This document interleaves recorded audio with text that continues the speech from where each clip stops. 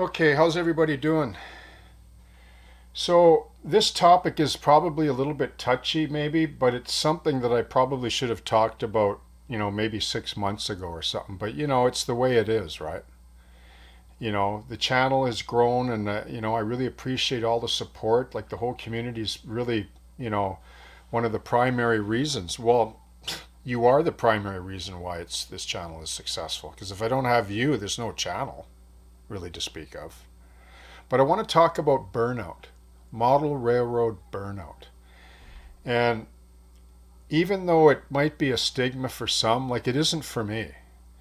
Like I can tell you in my past, as a professional artist, a commercial artist, I was in theater, I was in film and in museum work, and I sold a lot of models. And I competed with some of the best modelers in the world, actually. I know I haven't said who I am or what my name is, and I don't want to right now because it's more important that the emphasis is focused on the art form itself for the benefit of the community. And I want to maintain humility myself. But I need to tell you a few things just to maybe shed a little light on the topic of burnout and maybe give you a few tips because I know there's people out there that are suffering from it. And this is a great hobby. And like anything, we all want to be perfect, right? Every model we build needs to be perfect, And it's it's that old pursuit of excellence, which is a positive thing, but can also be a horrible caveat to one's mental health. Like I can tell you, like in the past, like when I left film and theater, I worked in TV as well. I think I was still in TV, but I actually no, it was when I left everything. Before I went back to school, I went back to school to finish a degree like at 50, right? But that's another story. But I want to tell you that when I burned out, it was so bad that I destroyed and got rid of every single model I had to my name. I just cleared it out. I wiped it right out. And people maybe, might think I'm crazy or whatever, but hey, that's what I did. And I needed to do it. And I never looked at another model for 5 years, at least. Maybe 8 years, I'd say. Because when you burn out, oh my goodness, it is just horrible. I mean, you can, like, depression and anxiety can couple up with that too. And then it's really severe. And, the effects from that, what people got to go through. And I mean, I'm well now. Like, I have, really good mental health now. And I thank God for just, the healing in my life. But I can tell you that it is something that is just I wish upon no one. And I can tell you one of the reasons I think it happened to me. When I was in, like in my peak, like as an artist and a modeler and stuff, I was competing for, I was making a lot of money. And money can cover up a multitude of sins, right? Like, I mean, regarding your health, like you're driving hard, you're burning the candle from both ends. Things are moving slowly. Things seem out of focus, a bit of a blur because everything's just happening so, well, and you're getting contracts, you're getting noticed, you're making money hand over fist, and you have all the toys, and your life is good. Maybe you're using substance too much too. Like maybe you're overdoing that area of your life, and oh my goodness, you feel on top of the world, right? It's like a euphoria. But when you burn out and you crash, oh boy, it's not fun. And it's inevitable. If you keep burning the candle from both ends, at whatever you do, you're going to burn out. All the wax will be gone, and you'll just be a charred little wick on the floor. And it can take like years to recover. It took me like I'd say about 7 years to recover. And then following that, I went back to school and I almost burned out again, which is why I never finished my master's degree. I couldn't, like I graduated with two diplomas. I went back to school for 5 years. That was it. It wasn't the only reason though, but I thought enough is enough already. I don't need any more education. But I can tell you, it's a horrible thing, and it happens to a lot of us. And one of the things that I think I can share with you is to try and let go of the perfection clause. Like, I've learned to do it, but it costs me a lot.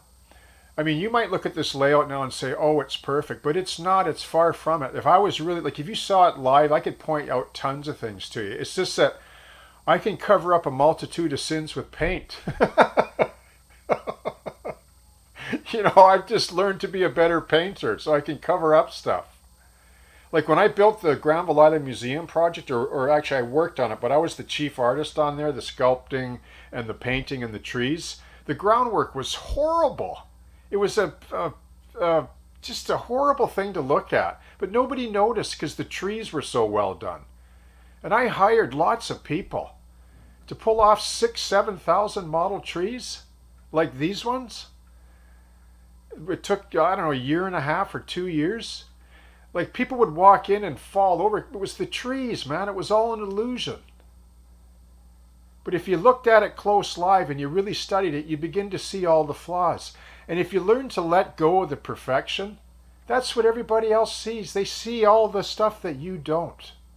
And if you let that perfection stigma enslave you to your emotions and your psychology and all your false assumptions about what people think about you, you're going to burn out, So I just want to encourage those that might be feeling that way, take a break. Take a rest, step away from it if you have to. Oftentimes, do you know what I still do? Is I clean my layout off. I take all the trains off. When I get, I'll even get overwhelmed with cars here and stuff. So I'll just sweep it clean. And I'll walk away for a couple of days. And then I'll come back and look at it without a train on it. And okay, reset, right? So it can happen again, right? But I do everything in my power to not let it happen. And one of the main primary reasons is I'm not a perfectionist anymore. I simply do not care. And don't get me wrong, I appreciate all your compliments. Sometimes they're a little bit hard to take, but I've learned to absorb them and say thank you. And not say, oh, no, it isn't. Say yes, thank you. And I am thankful. But I'll tell you right now, I'm not perfectionistic about things. It just comes out a little bit better than what I used to do, maybe because I've done it for so long. And just all the practice over and over and over again, and it gets a little bit better. But if I showed you up close a few of the paint jobs on my, like the weathering on my, or the lack thereof on my trains, they're not that good. There's people better than me. So, it's as things come into view and we get more focused in on things, on the truth and the reality of maybe the psychology of the arts and model railroading, we learn to let go a bit. And I want to encourage you to do that as well. Learn to just let go, like move on. Like this layout, like people rightfully so say, oh, aren't you going to put the electric lights on and the wires and the barbed wire fence? Sure. When I get around to it, I will, and I appreciate the encouragement and people bringing it up. But that's how, I start here, and I move over here, and I do that. I leave that with a sign unfinished. Maybe some trees aren't done. And then I'll come back, and then I'll take another pass. But I'm not going to get hogtied by a perfectionistic clause, in my life and suffer burnout because of it. There's no way. It's not worth it. And there's a lot of good modelers and channels out there. I view them. I know who they are. And when I see that happening, I can detect it. I know. I've been in it long enough, and I've had the blessing to have it as a career. So I've seen it, and it's happened, and I've been there, done that, right? And I'm just average compared to all the masters. I'm just maybe along the lines of those that have been at it for a very long time and are excellent modelers through practice and experience. But I think they could tell you the same story. So I just want to encourage you, okay? Step away, let go of perfectionism, and act like you don't care sometimes, and just model and move on. Everybody will like it. It'll look good. And you'll get better and better as you go along, but maintain your mental health. That's the most important thing, okay? So thanks all of you. God bless you, and I hope you have a great day.